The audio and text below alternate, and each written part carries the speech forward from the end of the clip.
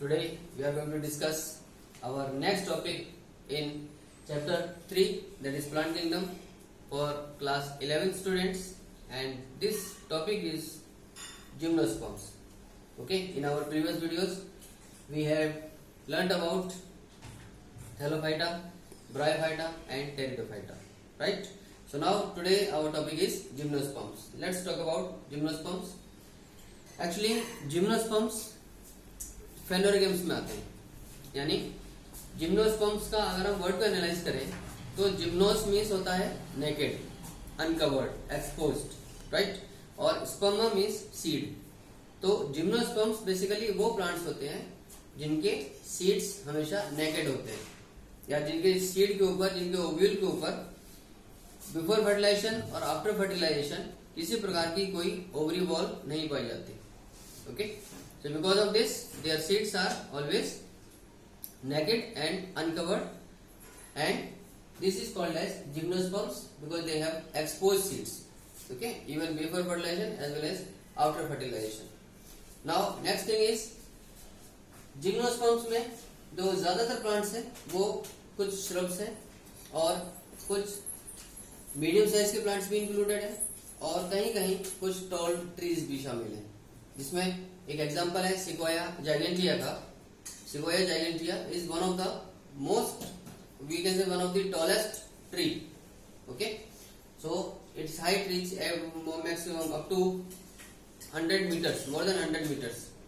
तो सिक्वाया जाइगेंटिया एक टॉलेस्ट पेड़ में आता है, सबसे ऊंचे पेड़ों में से एक है, जिसकी हाइट लगभग 110 मीटर तक पहुंचती है, राइट. अब इनके रूट्स की अगर बात करते हैं तो जिम्नोस्पर्म्स से ज्यादातर रूट्स टैप रूट्स होती हैं. टैप रूट्स आप जानते हैं, जो बेसिकली रेडिकल से डेवलप होती है एम्ब्रियो के.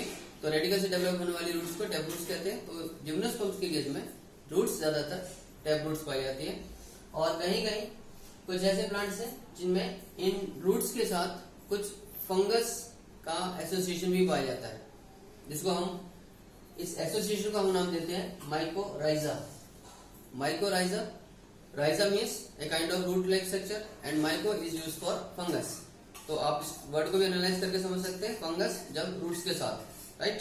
तो ये एसोसिएशन माइकोराइजा कहलाता है, और ये एसोसिएशन हमें पाइनस में देखने को मिलता है. जो पाइन ट्रीज होते हैं उनमें देखने को मिलता है ये पाइनस के केस में mycorrhiza, which is an association between the roots of higher plants, roots of pine tree with fungus. Okay, और साइकस के केस में हम क्या देखते हैं कि जो उसकी स्पेशलाइज्ड रूट्स होती हैं, साइकस की जो स्पेशलाइज्ड रूट्स हैं जिनको हम कोरोलॉइड रूट्स कहते हैं, उनके साथ में कुछ नाइट्रोजन फिक्सिंग साइनोबैक्टीरिया पाए जाते हैं.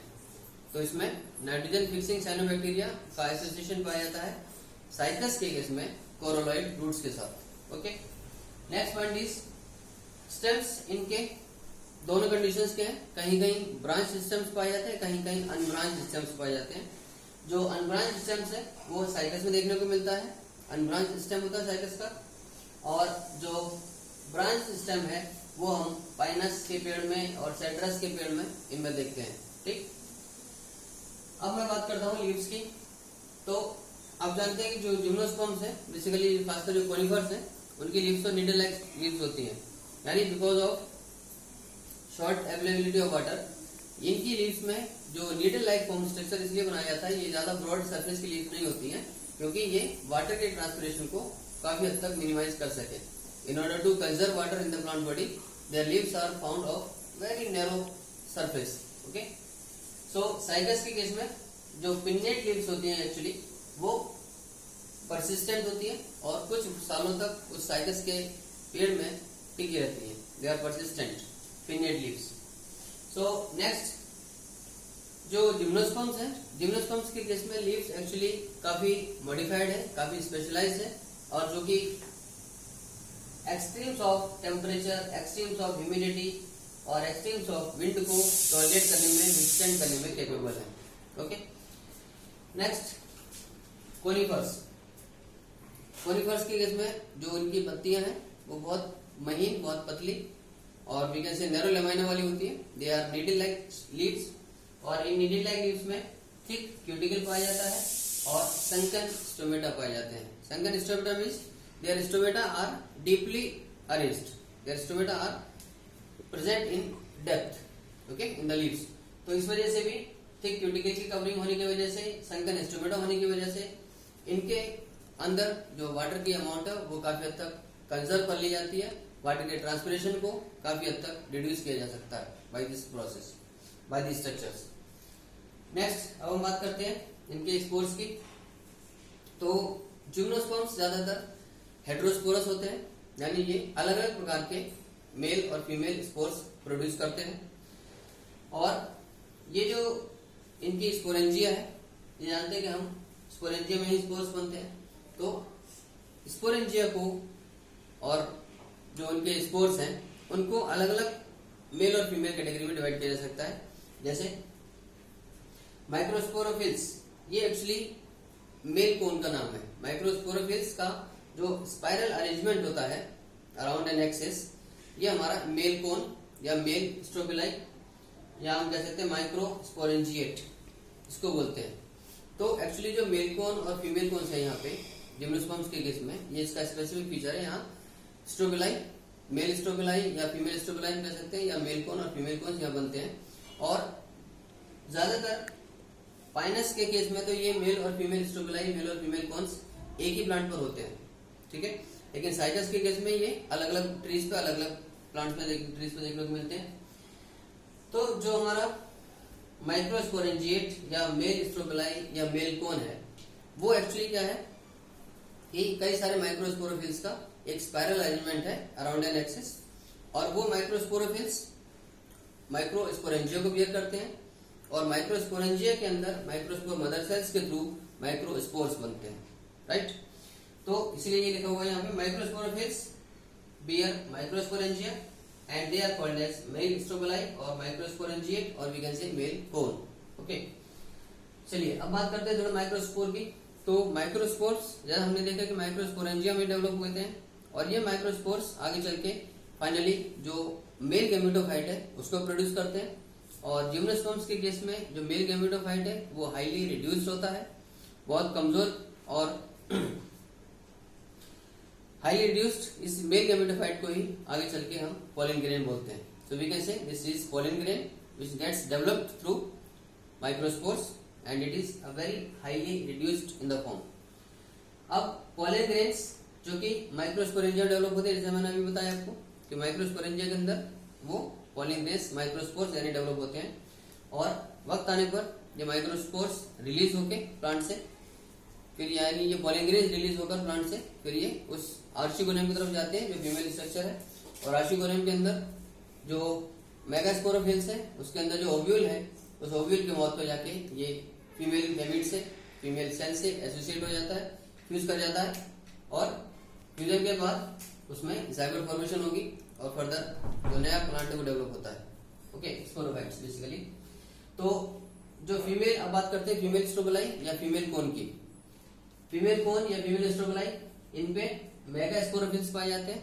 जैसे मैंने बताया कि megaspores for female gametes and microspore for male gamete, right, male spores. तो फीमेल स्ट्रोबिलाई में मेगास्पोरोफिल्स पाए जाते हैं, और उन मेगास्पोरोफिल्स के साथ ओव्यूल्स लगे होते हैं, उसके साथ ओव्यूल्स होते हैं। और फाइनली ये जो मेगास्पोरेंजियम बनती है, यानी मेगास्पोरेंज जिसके साथ ओव्यूल प्रेजेंट होते हैं, इसको हम फाइनली मैक्रोस्पोरेंजिएट या फीमेल स्ट्रोबिलाई या हम कह सकते हैं फीमेल कोन, ओके। तो ये तीन नाम है। एक्चुअली जो डेवलपमेंट है वो किस तरीके से मैं आपको बताता हूँ।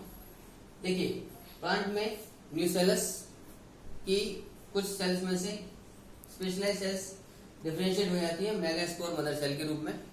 न्यूसेलस से जो न्यूसेलस जो एक क्लस्टर ऑफ सेल्स है, जो मास ऑफ सेल्स है, उसमें से कुछ एक सेल्स डिफरेंशिएट हो जाती हैं एज मेगास्पोर मदर सेल्स। और मेगास्पोर मदर सेल में फिर मियोसिस होता है, रिडक्शन डिवीजन। उस मियोसिस के जरिए एक मेगास्पोर मदर सेल 4 मेगास्पोर्स को प्रोड्यूस करती है, ठीक। इन 4 मेगास्पोर्स में से 3 डिजेनेट हो जाते हैं। एक जो फंक्शनल मेगास्पोर बचता है, वो फंक्शनल मेगास्पोर जो मेगास्पोरेंजियम में है, वो फाइनली आगे चल के एक फीमेल गैमेटोफाइट को प्रोड्यूस करता है, जिसको हम मल्टी सेल्यूलर गेमेटोफाइट बोलते हैं, फीमेल गेमेटोफाइट। और एंजियोस्पर्म्स के केस में इसको भी हम यहाँ एम्ब्रियो साइट कह सकते हैं। ओके, और ये फीमेल गेमेटोफाइट फाइनली आगे चल के आर्चिगोनियम को बियर करता है, जिसमें 2 या 2 से ज्यादा आर्चिगोनियम हो सकते हैं।